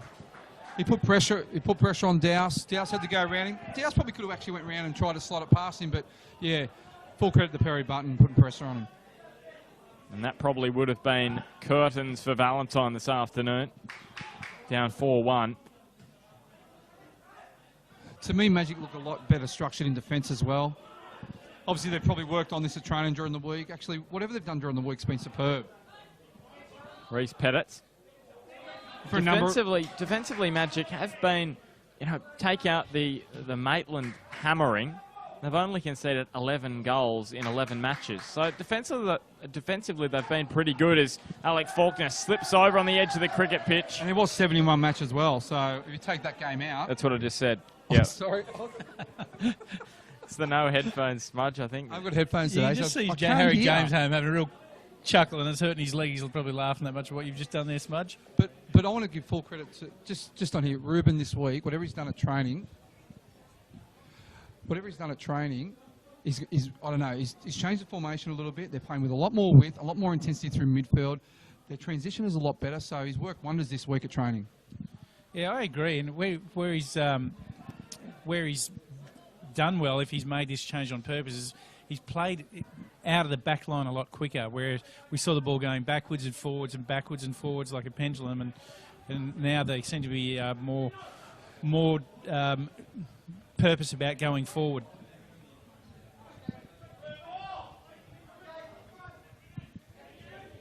And here's Jacob Dowse down the left edge.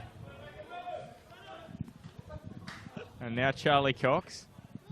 CT, did you just tell Smudge another joke? No. He's laughing. If I was telling him a joke, he wouldn't be laughing. Here's Matt Paul. Now to Chris Brown in the cricket pitch. This could be interesting. Brown. Scotsman from Dundee. And Cale Bradbury. Takes on Reece Pettit, who decided he would put in his best impression of a rugby league tackle. So the other thing Valentine need to be careful here, the cards are starting to mount up for Valentine. They probably haven't got the depth as most other squads in the league. And if you look at their 20s and 18s, they're coming dead last at the moment. So they can't really afford to lose too many players. You got players like Zach Sneddon leaving in a few weeks. So we said about Valentine, they probably need about 2.5 wins, 3 wins. They're on 25 points at the moment. So yeah, like 2 and a draw, maybe 3 wins. A loss this afternoon, and Magic start to begin the climb towards them as Hoole curling it in, and it will be a corner. Just came off the head of Valentine defender. And that one wasn't too far off either. It's a dangerous ball into the box. You just need someone to get a little touch on it and change its direction, change the angle, make things really difficult. And Magic have found a way to score this afternoon like they haven't found in the NPL this season. They'd only averaged 1.5 goals a game before this, as this one whipped in. And McGinley, wide for Jalen Brown. And I did say moments ago, Magic, they've conceded 16 in 11 if you take out that game against Maitland. So, yeah, defensively, just over 1 a game. Outside of that hefty defeat to Maitland, but they've scored 1.5. They've scored 1.5 per game in the NPL. In the Cup, they've scored 4.5 per game. So they found scoring a little easier last weekend and previously in the Cup, and it's flowed on into the NPL this afternoon. And also their record against Valentine Phoenix. They've only lost 1 of their last 10 against the Phoenix. That was last season, 2-1 defeat at West Wallsend. So apart from that, Magic haven't lost to the Phoenix in their last 10.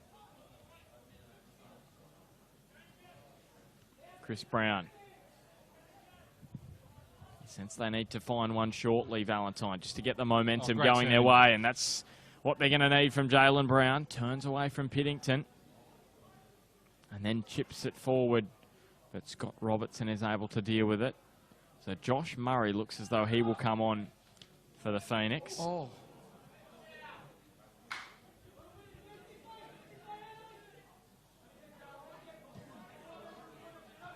In their last 3 wins, Broadmeadow, 4-1 against Western, 4-0 against Valentine, 3-1 against Coffs.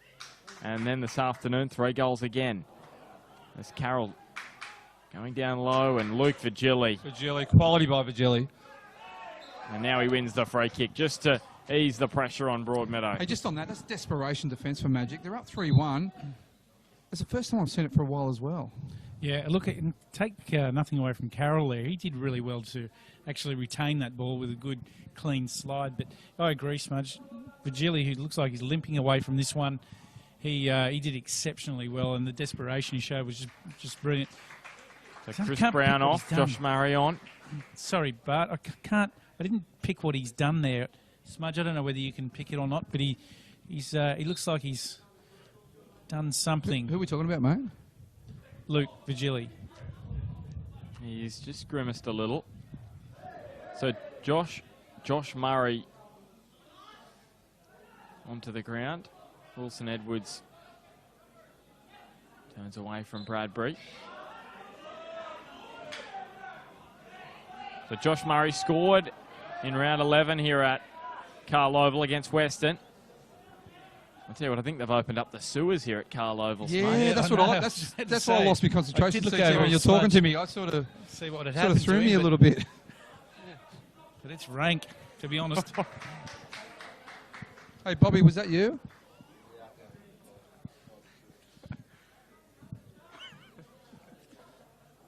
We were going to talk about the tailor's workshop, but we might wait till the smell goes away, boys. Luke Vigili now up the line for Fajkovic. And now Charlie Cox. Look at all that space that Vigili has on the far side, but the ball took an age to get there. And Alec Faulkner had the boot in, but Matt Hoole now. Vigili infield for Magic's player of the season last year, John Griffiths. Speaking of players of the season, Jalen Brown, Valentine's striker, was leading the player of the year point score at the midway mark of the season. It's now been hidden for the remainder of the year, selected by the coaches of each side at the end of the match. And you can see why he's up there. He's a superb player. And Josh Murray. Not only in attack, in defence, he works hard in defence. He puts pressure on the ball. He gets stuck in as well. So, as a coach, he's a dream player to have. There's Alec Faulkner. Better play by Valentine. He charges down the left edge. He slipped over in the cricket pitch before, so he's got plenty of mud all over his jersey. Here it is in towards Murray and almost turned pear-shaped for Charlie Cox. Sam Griffin, Valentine's assistant, his reaction on the sideline said it all there. That could have gone anywhere. Reece Pettit now. 2 minors. And once again, Smudge, Valentine just slowly getting themselves back. Yeah, there's still 15 minutes to go. If they can get a goal. There's McGinley now to Brown. He was bumped by Piddington. Or Piddington. It's in a bit of strife here. Yeah, he went down awkward. And it's a right knee here. He's shaking his head there a minute ago. This doesn't look good. No, we know he's tough. He is very tough. Oh, yeah. Piddington never goes down. We've seen last year in the semi-final against Hamilton when he went down. Right. He kept playing, actually, for right. the last 15 minutes and ended up having like a grade 3 medial strain. You feel quite awkwardly there. We haven't got any replays today, so it's hard to see exactly what happened.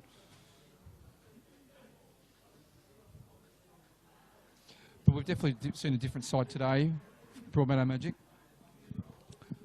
Much better. Yeah, like I said, whatever they've worked on through the week has been superb.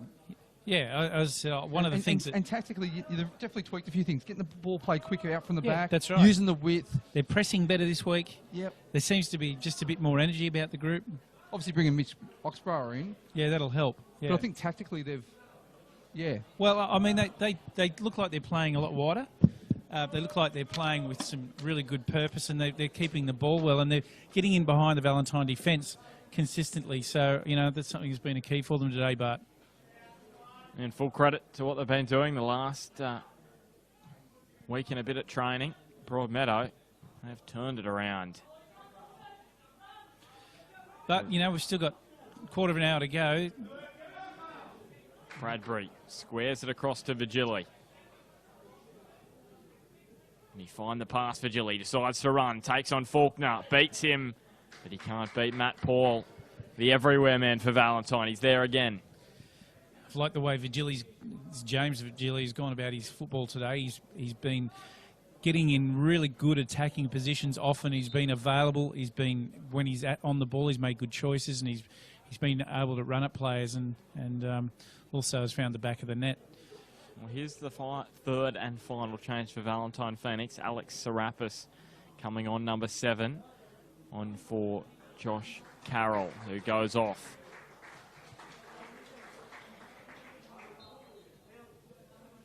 Inside the final quarter hour now for Gilly. High towards the back post. Phoenix appealing it across the line as it was on its way in. Bradbury now to Griffiths. Turns away from McGinley. Just stabs over the top looking for Bradbury. And the ball will sit up nicely for McGinley. Jalen Brown against the sideline. Assistant referee almost getting taken out there. And McGinley has he copped an elbow to the throat here? He's making out as if he has. He's coughing profusely here, McGinley. He may have copped an elbow in the Adam's apple, which is never great. And Luke Vigili is going into the book for a yellow card. Darren Sills didn't look impressed down on the touchline. Was it an elbow to the throat here from Vigili? And if it is, there's questions about whether it could be a red card. Of course, we don't have replay, so it's difficult to comment on it. Hopefully he's all right. He just so he's getting back to his feet, but he certainly rolled around in an awkward fashion. I think that was an understatement, CT. An awkward fashion, I would say. It was a very dropped like a bag of. It was an interesting fashion there. There's Matt Paul. That is not a bad ball. Giant Soplis fumbles it. Can they scramble it over the line, Murray? He can't, but McGinley pushes it in. Jalen Brown, well blocked by Piddington. Still not out of danger for Valentine. Brown, he's got a hold of his shirt. Has Matt Hoole, and they clear it away, Broadmeadow. Riley Russell into the back of Bradbury. Well, how they didn't score there, Valentine, we'll never know. Not done yet. And now Murray sliding it in for McGinley. And Robertson, he'll be hoping he can keep this in field. He can. And Magic still not out of danger because there's Wilson Edwards surging onto it. The outside of his boot to Brown. Serapis. Lovely ball. Matt Paul just beaten. Great ball across. Over the byline. Just one thing I've noticed about Giant Soplis, he catches the ball midway, not up high. He needs to catch the ball at the That's height what we of were the talking ball. about Nate Cavalier last week. At the highest point, and that's what Nate Cavalier from Edgeworth does tremendous. Catches it at the highest point, so it's away from anybody. Where Nicky sends a catch at midpoint. He'll be back in the FFA Cup for the second year in a row, Nico Giant Soplis, with Magic into the round of 32. That draw will be on not this Thursday, but the Thursday after on Fox Sports. Eagerly awaiting that one. It's exciting stuff. Jalen Brown sees Serapis, has acres of space on the left, and finds him. And Serapis towards Matt Paul. Piddington was there first, though. And Alec Faulkner. Now to Serapis. Valentine building nicely here. And McGinley bounces a couple of times, but Vigili with the boot there. That was excellent work from Luke Vigili.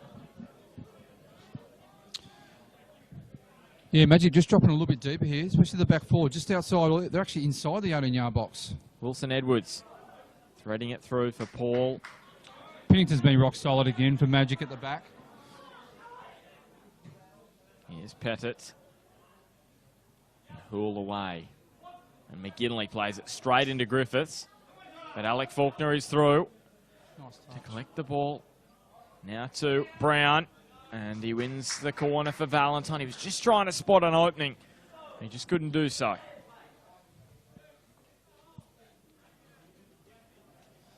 So, boys, Premier Sports Supply man of the match. What are we thinking at the moment? There's still 10 to play. Serapis whips it in. Robertson away. Vigili's been good again. Griffiths. John Griffiths. Yeah, Vigili's been very busy, hasn't he? He's caused havoc, especially in the first half, hasn't he?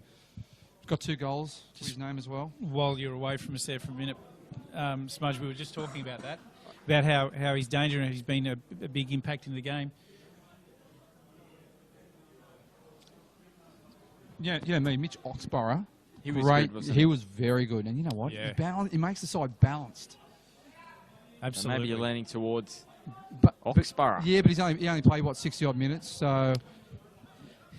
But what I liked about him and what... Matt Hill's been good. Matt Hill's been very good at right fullback. And that's a great addition. I think, for me, I'd probably prefer Matt Hill at right fullback than Sonata, because he's like a number 10 player. Hill played right fullback for the majority of last year under Rob Virgili and Bob Newmoff. Jacob Dowes now. Fouling Reece Pettit.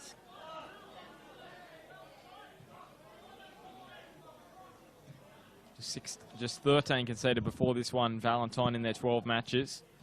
They'll bump up a little more their average goals per game with 3.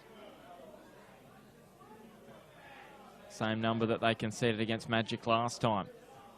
And it's 3-1 again. They scored late at Magic Park in that one. Let's make it 3-2. Probably with about 15 to go. A goal from Matt Paul. It's chipped forward from that man, Matt Paul, to Brown, who can't keep it inside the line. What about Harry's player of the day? Any thoughts? Hasn't been anything outstanding, has there? I'm trying to rack my brain to think of something. Josh Piddington down the line with the throw. Dowes. Nice touch. On the run. He's threaded through. Dino Fajkovic. This could seal it, but it is wide. He cuts it back. And Wilson Edwards. Beautiful header by Wilson Edwards. Straight to the... Beautifully done. Stephen Laurie skipping over the ball. One thing I found Valentine, their transition's not as quick and as fluent as what Magic's been today. Even then, look. They had Just an slows opportunity down, to and here get it is. forward. You're They had an exactly opportunity right. to get forward, get on the Exactly attack. right, They just Smudge. sort of play with the ball in the midfield. Now it's going back and Magic's won the ball, and now Magic Gilly. were on the attack. Straight to Miners. He's been Takes good as on well, Griffiths. John Griff. He's been... Yeah, I've liked the way Johnny Griffiths has gone about his football today as well. We mentioned him earlier in the game, probably after, I think it was about 20-minute mark, Smudge. He hasn't sort of relented from that point. Time ticking away now for the Phoenix, and Lambton have put 5 now past the Bears. 5-0. Talking to Pascal last week at the FFA Cup, he was a bit nervous about all their injuries crisis. To your favourite player, Joe Wilhouse, CT, being out for an extended period, probably to the semis. Major loss. A major loss, but they don't seem to be affected by it at the moment. They've put 5 past Western after they copped a thumping from Edgeworth last weekend. In saying that, Western's had a tough week with the loss of Steve Pickett's wife, so unsure what the mood's like in their camp. Would be a very tough week for Western. Yeah, absolutely it would be. Piddington with the throw. Russell away. And now Bradbury. Bradbury straight to Perry Budden. And Alex Serapis unable to get his head on it. And Matt Hoole. Now to Robertson. Giant Soplis under a little bit of pressure from Jalen Brown. And now Faulkner. The match just lacking a little bit of spark at the moment. Sneaky. Yep. It's Faulkner to McGinley. Now for Serapis. Stutters. Takes on Cox, curling it in. Giant Soplis in trouble again. Here's Murray, squares it back. McGinley, Giant Soplis, great save. That was reminiscent of the save he made in Tasmania Right height for a goalkeeper. last year. It was the right height for a goalkeeper, so yeah, good reflex save. This one chipped forward. He's had trouble in the air. This time he takes it. That rebound just came out, and Matt Paul was like an absolute half a metre or less away from just being able to tap that in. Was that the moment for Valentine to get themselves within a goal? Charlie Cox reefs it forward. Pettit. McGinley knocked to ground again. Edwards to his skipper again. And Matt Hoole I'm tempted to go lean Vigili. towards him for man of the match, Matt Houle. There's Carl Bradbury. Now Vigili. Bumped to ground by Edwards and wins the free kick. And they would love to have, they'd love to have Mitch Oxborough on for this free kick with his left boot. It's the perfect angle, isn't it? The way he struck them this afternoon, Mitch, you'd back him in, wouldn't you? So Sam Webb is going to come on for Broadmeadow Magic, and number 15. Now, Sam Webb is not Nick Webb's son, Bart. Yes, we know that. You made that call last week, CT. I think you sold me the dummy. No, there. I didn't. I wasn't quite sure. It's Lachlan Webb. Lachlan Webb. There And you he's gone to Maitland, I think. So Imagine Dino Fajkovic is taking an age to get off the park here. Just chewing up a little bit of time. He's had a good game. He was very busy in the first 15 or so minutes. Scored a beautiful goal. Been a little bit quiet in probably the last half hour or so. Yeah, the first half, I thought he was very impressive. He's probably scored the goal today that he's had chances to score in previous matches. You know, just too strong in the box. And it was a great finish, wasn't it? Calm in the box. So Luke Vigili on his left boot. Vigili! Great strike. Had some power behind it, but just over the bar. The rain's just about to come through again, boys. It's getting cool again, CT. Yeah. Boys, my new friend, Hamish Ham, I'm not sure if you pronounce him Ham or Haim, my joke supplier, just sent me through another one. I appreciate that. This one for Peter Haynes to make him feel better again. Yeah. Man walks into a bar. Ouch. Jalen Brown now. He's got McGinley on each side. He's got McGinley on the right side and Serapis on the left. Serapis infield. Piddington and Brown go down, and Piddington's down again. It's that knee. That's the ankle, you're saying, Smudge.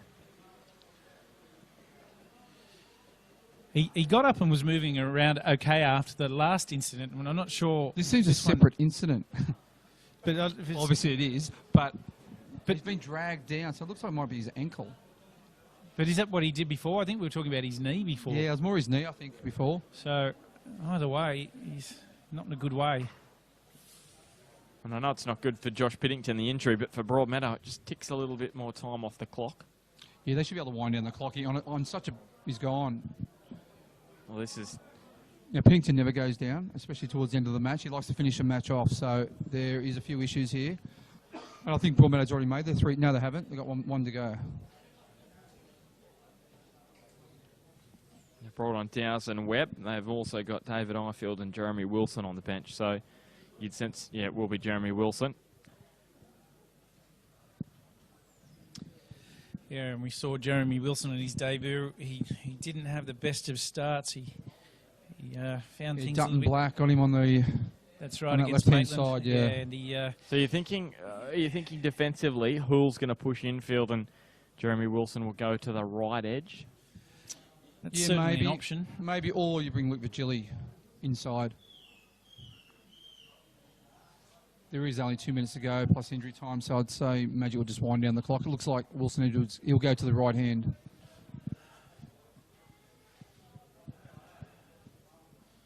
So he's coming out with some instruction.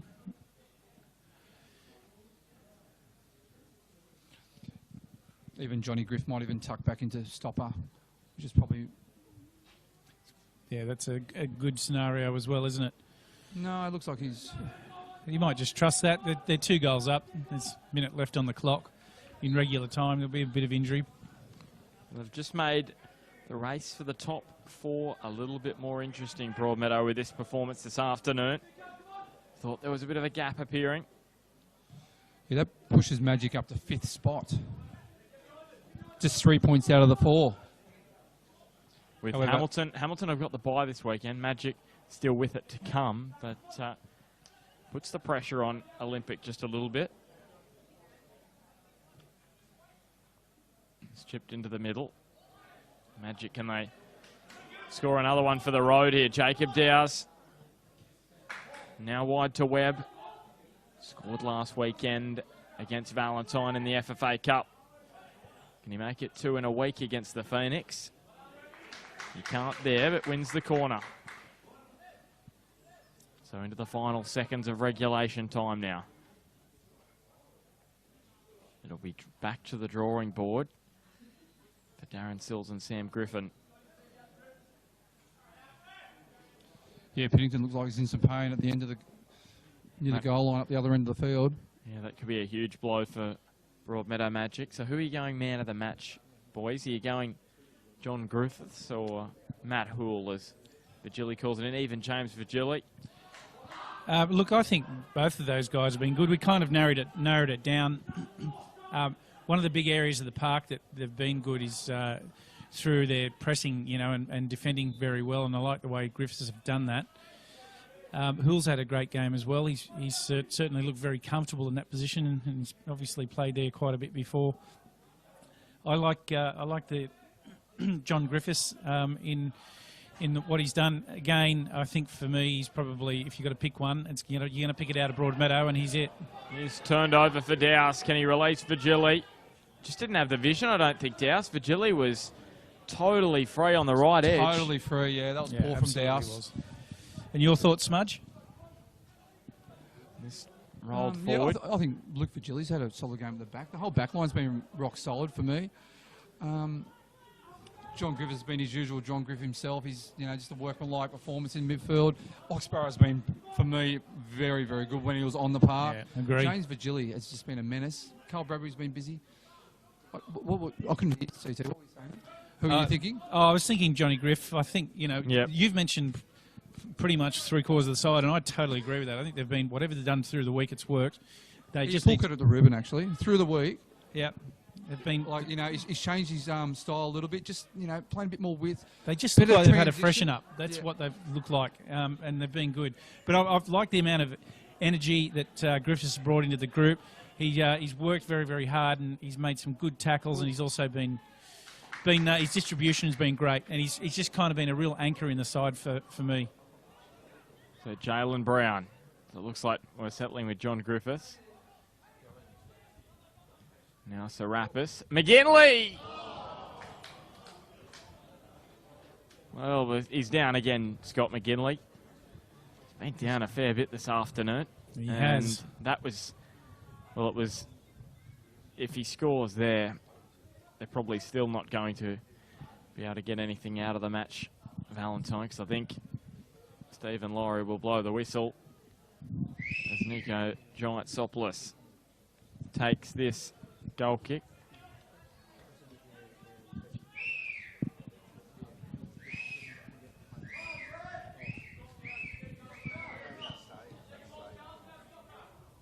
Giantsopoulos.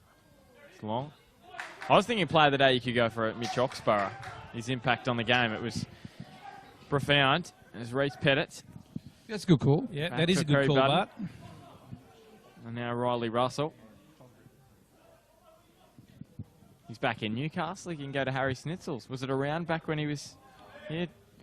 Mitch Oxborough, Jalen Brown. So Stephen Laurie, we've still got a little bit more stoppage time just because of that injury to Josh Piddington and also Dino Fajkovic taking a while to get off the pitch, I believe. So here we go. A little heavy. Perry Budden was in two minds for a moment there. He goes long. Stephen Laurie checking the watch that allows play to go on. McGinley. Magic fans wanting the whistle. Bradbury. So it'll be 4 in a row for Broadmeadow Magic in all competitions. starting to get the 4 wins in a momentum, row. right? That's it. You wrote him off. Winning, we didn't write them off You at wrote all. them off. We didn't write them off. I said don't write him off. We said it would be difficult. You're doing well. Yeah, I agree. It Damien. will be difficult. Doing well. Still will be It difficult. still will be difficult Don't for write them him to off, make. boys. Top 4, he's whipping them home, isn't he, Yeah, CT? isn't he? Jalen Brown. And now Matt Paul. Takes them on. Curls it in. Faulkner rises. Alec Faulkner, and Hey, it's Valentine's had some again. chances. They've had some Gee, they chances, haven't have. they? In saying that, so has Magic. Of course, Magic they've- have had some chances. They're in front. CT. Yeah, no, but the game has had opportunities, and you know what? Like I said in the first half, that maybe they were just about to, you know, be maybe an extra goal up than what they should have. There's been good opportunities at both ends. Well, here we go. You'd sense, well, it's gone deathly silent around Carl Oval. We're into 5 minutes now, a 6th minute of stoppage time. It's gone an age this second half. It's Wilson Edwards. Pennington had 2 injuries. Yeah, he did, and Dino Fadjevic as well, taking time to get off the pitch. Miners forward, and Giant Soplis gobbles that one up. Hey, full credit to Jalen Brown. He's worked hard for the whole 90 minutes. In defence, in attack. Yep. Very impressive. He's very impressive. And Vigili burns Russell this time, a little fatigued. But look at him, Riley Russell. He's speeding after Vigili. Can he put it away for Magic? He can't. He's been a headache for Valentine, hasn't he?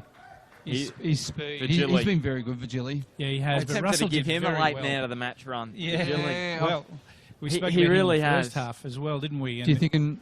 Yeah, maybe Vigili. I'm thinking Vigili. Yep, I'm going Vigili. He's 2 goals, and he's been dangerous. Yep. Johnny Griff's been This is working his like best performance of the season. After the 2 goals against Coff City. You're not going to get any arguments from me either. We were talking about him in the first half and how he was mixing up. He's had lots of width in his game, whereas he's always available. And he was getting good crosses in. As I said, into the 7th minute of stoppage time, and that's enough this afternoon at Carl Oval. Broadmeadow's confidence continues to flow as they win their 4th match in a row. Don't write off their finals hopes just yet. I hope Smudge heard that. As they reduce their gap to just 3 points, the Magic Men are certainly in a purple patch of form, and a win against Lake Macquarie next weekend, and they will be right back in the mix. For the Phoenix, questions are asked, are they beginning to wobble? Their confidence from 3 straight victories in the NPL was eroded by last weekend's cup defeat to Broadmeadow, and this defeat this afternoon, and they must get straight back on the horse in what shapes as a crucial clash with the Lambton Jaffers next weekend. That is a big one for the Phoenix. So full time here at Carl Oval. It was Valentine Phoenix 1, Broadmeadow Magic 3. And we are going to get Mitch Oxborough and James Vigili up for a chat about their performance this afternoon, CT. So James Vigili, 2 goals this afternoon. Dino Fadjevic with 1. And Jalen Brown with 1 to go to 8 goals in the leading goal scorer this season, who I believe Sam Walker's up the top with 8. So he goes equal with the Lake Macquarie striker, Sam Walker, who plays tomorrow against Charlestown. Entertaining game of football, lots of opportunities, and we've seen a Broadmeadow side that's different this week. It's the best I've seen them play this year for sure. Whatever's happened during the week, you keep it going. The ribbon. And absolutely, they've just, I think they've just come out. They've looked different. They've played different. They had a different purpose about their game, and I enjoyed watching them. I did pick a draw, but they certainly didn't make it that way. Valentine had some opportunities, however. I think that Broadmeadow were thoroughly deserved winners. And we've got the Harry Snitzel's Play of the Day. Mitch Oxborough is with Damien Smith. Yes, he is with Damien Smith now. Well, Damien, we'll head over to you. All good to go. Okay, we've got Mitch Oxborough, our Player of the Day. Mate, the reason why, obviously this is your first game in the local NPL, Player of the Day is for something, an influence on a game, or I think what happens throughout the day. We give a Player of the Day, which is a Harry Snitzel, and you've been to Harry Snitzel probably a few years ago. Yeah, you have? Yeah, you miss it? Yeah. Mate, we thought your influence on the game, I know you've been off, you've just come over from Perth, your influence on the game was superb today, so you're pushing for man of the match, but James Vigili just tipped you on that. So, mate, congratulations, you're our Player of the Day, and welcome to Newcastle, mate. What were your thoughts on the game? No, it's good. I just want to get some minutes in my legs more than anything, and coming back to Magic, and I know so many people, and obviously Ruben's a big influence on me coming back, but I thought the standing was quite good. The pitch isn't the best. We were a cricket pitch in the middle, but we dealt with it and we got the win. What we liked was the combination. You had your Charlie Cox, you had your John Griff as well, but yourself, just the ball-playing midfielder. That's what Magic's probably missed a little bit this year, and we thought the balance of the side looked superb today. Like, they've been a bit up and down over the coming, 6 or 7 rounds, but yeah. So, your thoughts? Yeah, our group said he just come in. He said enjoy it more than anything. But he said I'm missing a ball player, and he thinks I was the right man for the task. And hopefully it will carry on and we'll keep going a bit of a roll and hopefully get into the top 4. Okay, mate. Well, congratulations. You get a Harry Snitty. Mate, I recommend the famous with the sweet chili sauce. They've still got the famous. Delicious. Yeah, delicious. Yeah, I'll get some sour cream sweet chili. All right. All right. All the best for the rest of the season. Good to see you too, Mitch. CT, got your own mic, mate. Oh, yeah. Either or. Come in, boys. Here with James Virgili. James, picture as our Premier Sports Supplies man of the match. Great game today. Today we were talking about you and your ability to get at players. You certainly did that today. You were in good position, plenty of width on a big park, and you also were able in position to pick the ball up often. How did you feel today? Did something different about the Magic group today? Oh yeah, well it was a big pitch as you said, and that suits me and our team. But it's actually like a really tough pitch to play on. It wasn't that great and get the ball on the ground. It was a bit hard to. But yeah, I think with the FFA Cup and qualifying for the 32, I think that's boosted everyone's confidence, and hopefully we can take that into the season now. Yeah, and it seems like the boys now, a couple of wins, you're just getting on a bit of a roll and you've got a new player in your side. What's the feeling in the group like at the moment? Yeah, it's good, and with Ox coming on board, it's good for us. He gives us some, you know, he's a bit of a different player compared to what we've got, and he plays forward a lot, so his contribution will be great. Yeah, I think we've got a bit of shenanigans going on behind us. I'm not sure between Smudge and your dad. I'll just put you over to Roy. Well done again, James. You've just carried on basically from where you left off on Monday, mate, and it was a pleasure to watch out there. Again, these guys are going to have nightmares all night. Well done, mate. Yeah, and thanks again, Chill, and all the best for the rest of the season, mate. Thanks, mate. Thanks for coming. Cheers. All right, keep that mic, CT. We'll wrap it all up. Smudge is off there, so I'll ask you. Yeah, a really good performance from Magic, and they could push on for the finals after that result. Well, based on today's performance, you'd think that Magic have turned a corner. Whatever's happened during the week, they've trained. It looked like maybe the injection of a new player. Whatever that is, they played today. They pressed well. They got out from the back quickly. They transitioned well through the park, and that man we were just speaking to, Virgili, was dangerous, as was his brother. And the whole back line for me were very good. And Broadmeadow Smudge up against Lakes next weekend. Our match of the round is Hamilton hosting Maitland. Now, if Hamilton lose that one, Broadmeadow win, they're equal on points. So a huge weekend next week, round 15. Telling you, Bart, don't write Magic off, mate. Now, I think, you know what, they've got momentum. They've won their last 4 games, including the FFA Cup. They've got Mitch Oxborough back in. They've got Shane Porter come back in next week. The balance of the side looks really good. And you know what, they'll take confidence from today because they were dominant, I thought. And CT, we're not writing Magic off at all, are we? Oh, no, Damien, we're not. No, not at all. All right, well, we will catch you next Sunday. Well, no, actually, we'll catch you on Thursday at 7 o'clock for the NPL show. So thanks for your company this afternoon. Full time here at Carl Oval. It was Valentine Phoenix 1, Broadmeadow Magic 3.